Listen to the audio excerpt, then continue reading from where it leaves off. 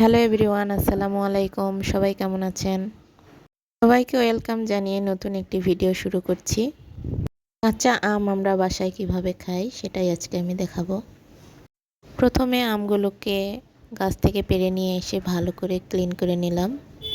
তারপর আমের খোসাগুলো ছাড়িয়ে নিচ্ছি। খোসা ছাড়ানো হয়ে গেলে এখন চাকু দিয়ে আমি চকচক করে কেটে নেব।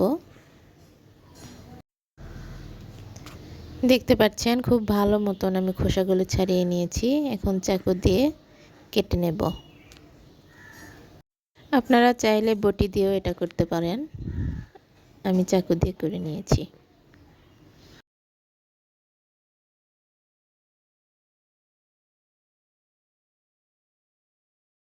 আম দেখলে এই সময় সবার খেতে মন চায়, তাই আমরাও মাঝের মধ্যে কাঁচা আম খাই।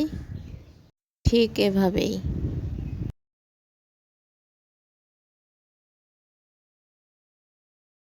এই তো আমার আম কাটা শেষ। সুন্দর করে পাতলা পাতলা করে কেটে নিয়েছি।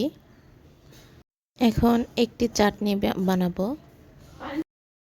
চাটনির জন্য এখানে আমি সামান্য লবণ, গুঁড়ো মরিচ এবং সামান্য সরিষার তেল নিয়েছি এবং একত্রে ভালো করে মিশিয়ে নেব।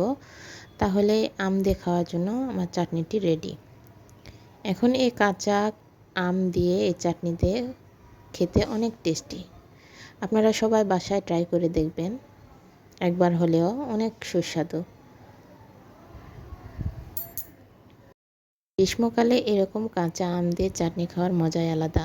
সবাই একবার হলেও ট্রাই করবেন। সবাই ভালো থাকবেন। আমার চ্যানেলটি অবশ্যই সাবস্ক্রাইব করবেন। সবাইকে অনেক ধন্যবাদ। আসসালামু আলাইকুম।